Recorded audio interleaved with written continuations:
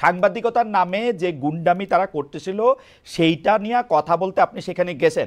জনাব হাসনাত আব্দুল্লাহ, এই অ্যাসাইনমেন্টটা কি আপনি আপনারই দিছেন না কেউ আপনাকে দিছে?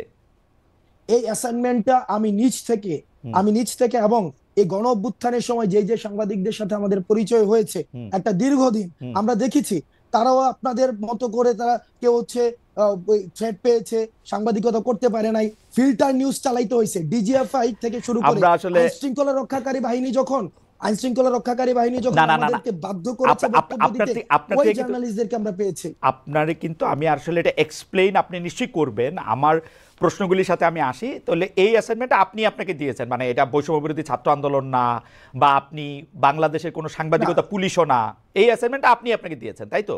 হ্যাঁ, এটা এটা হচ্ছে আমি আমার জায়গা থেকে দেখছি একটা দীর্ঘদিন ধরে কিভাবে বিরোধী দল এবং মানে মতকে। সরকার, প্রেস কাউন্সিল, তথ্য উপদেষ্টা তাদের বাদ দিয়ে আপনি আপনাকে এই অ্যাসাইনমেন্ট দিয়েছেন তাই তো?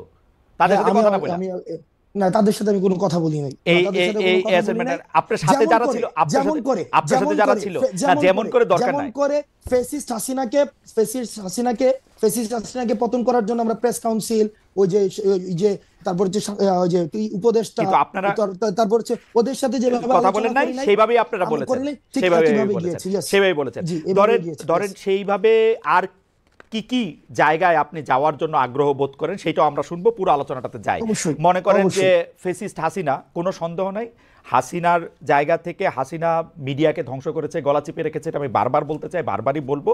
কিন্তু এইটার পরে 5 মাস পরে এসে, 4.5 মাস পরে এসে হাসনাত আব্দুল্লাহর মনে হয়েছে যে সাংবাদিকতা নামক করা গুন্ডামি করতেছে, এখন হাসনাত আব্দুল্লাহ নিজে নিজেকে অ্যাসাইন করেছে ওইখানে গিয়ে তাদেরকে বলে আসতে হবে কথা, তাই তো? এবং খালেদ জি, মহিউদ্দিন বলে এটা ভুল আসতে হবে। করেছে যে 10 জনের তালিকা হাসনাত আব্দুল্লাহ ধরায় নাই।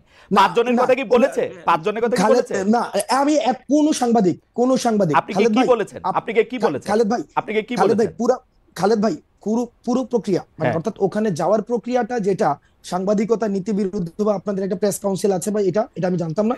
ওই প্রক্রিয়া নিয়ে যদি আপনি কথা বলেন সেটাকে আমি সমর্থন জানাবো এবং আমার ভুলের জায়গাটা আমি অ্যাকনলেজ করব।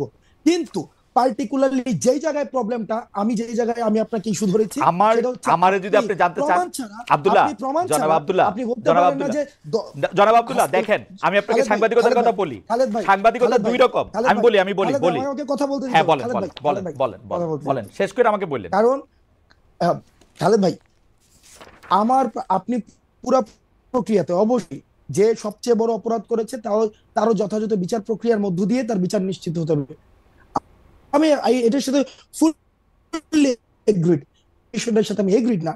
আপনি প্রমাণ ছাড়া আপনি বলেছেন যে 10 জনের লিস্ট হাসনাত আব্দুল্লাহ ধরাই নিয়ে আসছে, আমি একজনের কোনো লিস্ট দেয় নাই। সেখানে হাসান সাহেবের সাথে কথা হয়েছে, সেখানে তারেক জিয়াকে কিভাবে হচ্ছে পার্সোনালি অ্যাটাক করা হয়েছে, 21শে আগস্ট নিয়ে ওকে কিভাবে রিপোর্ট ওকে, করা আমি হয়েছে, আপনি আমি আমি আমি যেখানে আমি হচ্ছে আপনার সাথে যে একমত। রিপোর্টগুলো হতো। আব্দুল্লাহ, আমরা আমরা আমি অনুষ্ঠানটা আগাই, প্রত্যেকটা, আমি আপনার সাথে একমত যে 10 জনের লিস্ট আপনি ধরান নাই, আপনি একজনের লিস্টও ধরান নাই, একজনেরও না। একজনের লিস্টও ধরান নাই। কিন্তু আমি আমার অন মাই ডিফেন্স আমি শুধু বলে রাখতে পারি যে দুই ধরনের সাংবাদিকতা আছে, একটা হচ্ছে সাবজেক্টিভ, একটা হচ্ছে অবজেক্টিভ। আমি যখন আমার মত দেই, এটা আমার মত।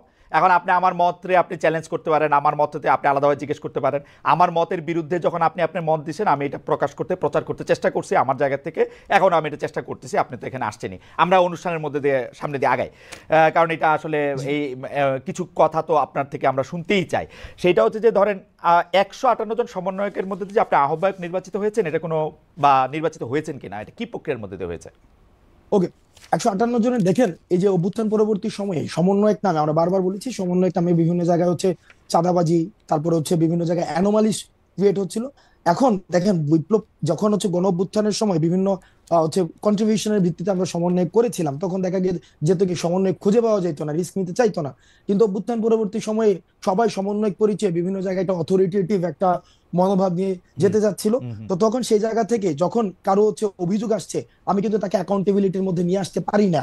কারণ সেই জায়গা থেকে যেন এটার একটা ফিল্টার প্রসেস হয়। আমরা এই যে 158 জন সমন্বয়ক রয়েছে, হুম হুম আমরা তাদের সাথে বসেছি। হয় এবার এই মিটিং এ 158 জন ছিল কিনা সেটা হচ্ছে একটা বিষয় হুম না, ওই মিটিং 158 জন ছিল না, কিন্তু অধিকাংশ, হুম আমরা সেখানে মিটিং বসেছি অধিকাংশই, যাতে করে আমরা অভ্যুত্থান পরবর্তী সময়ে এই অভ্যুত্থান প্রতি বিপ্লবের যে বিভিন্ন কথাবার্তাগুলো বিভিন্ন সময় এসেছে এবং আমরা বিভিন্ন সময় বিভিন্ন মুভমেন্ট গুলো করেছি, সেই জায়গা থেকে আমরা এটাকে একটা প্রক্রিয়ার মধ্যে নিয়ে আসার জন্য অধিকাংশের মতামতের ভিত্তিতে আমি আহ্বায়ক হয়েছি, সার্জিস হচ্ছে জুলাই অধিকাংশের মতামতের ফাউন্ডেশন। ভিত্তিতে, এটাই আমার জানা ছিল, অধিকাংশের মতামতের হ্যাঁ, ভিত্তিতে, অধিকাংশ হ্যাঁ, অধিকাংশ সমন্বয়কের মতামতের ভিত্তিতে, মানে আপনারা একটা ভোটাভুটি করেছেন তাই তো?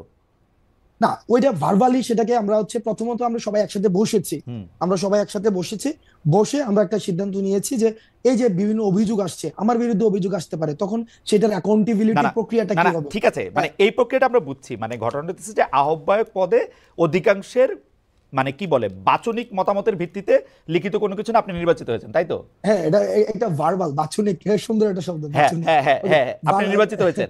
আর কোনো ক্যান্ডিডেট ওকে, ছিল হ্যাঁ। আহ্বায়ককে? না, আপনিই ছিলেন শুধু? না, আহ্বায়ক ক্যান্ডিডেট বলতে কি ওখানে এরকম হয় না যে 3-4 জন দাঁড়াইছিল আহ্বায়ক পদে, কয়েকজন সদস্য সচিব পদে, হ্যাঁ। বিষয়টা এমন না।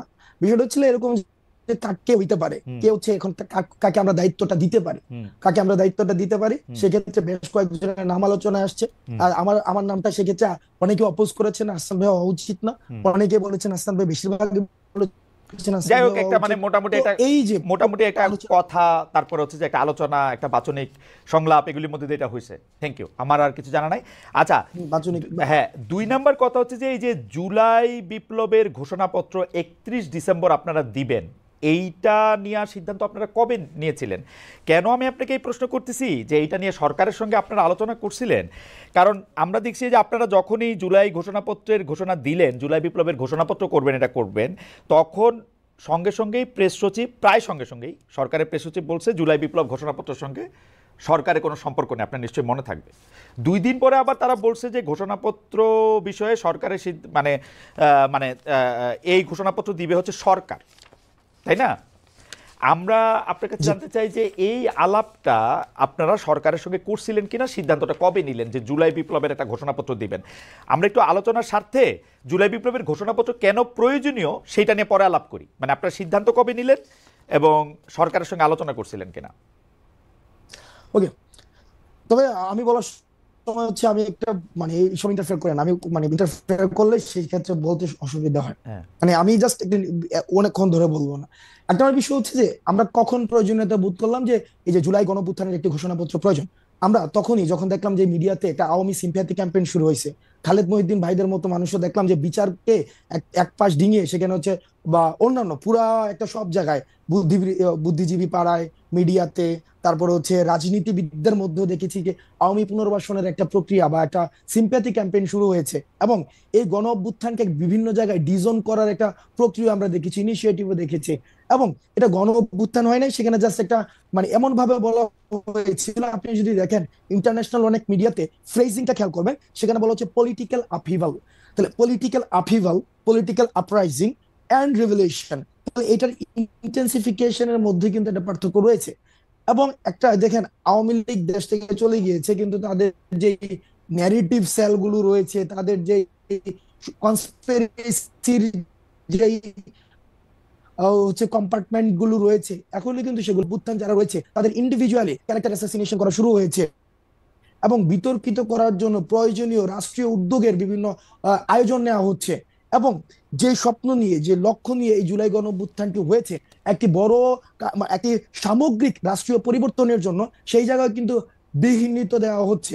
সেজন্য আমরা চেয়েছি এটার একটি অ্যাকনোলেজমেন্ট যে এই জুলাই গণঅভ্যুত্থান সকল, আমরা বলছি না যে শুধুমাত্র বৈষম্যবিরোধী ছাত্র আন্দোলন করেছে, নো, বৈষম্যবিরোধী ছাত্র আন্দোলনের নেতৃত্বে সকল ফেসিবাদ সরকারের সাথে আলোচনা করেছিলেন কিনা? সবার না, আমরা সরকারের সাথে আলোচনা করে নাই। ওই সরকারের সাথে আলোচনা করে তো মাঠ থেকে সিদ্ধান্ত হয় নাই, মাঠ আগে সিদ্ধান্ত নেয়, মানুষ আগে মাঠে সিদ্ধান্ত নেয়। সিদ্ধান্তটা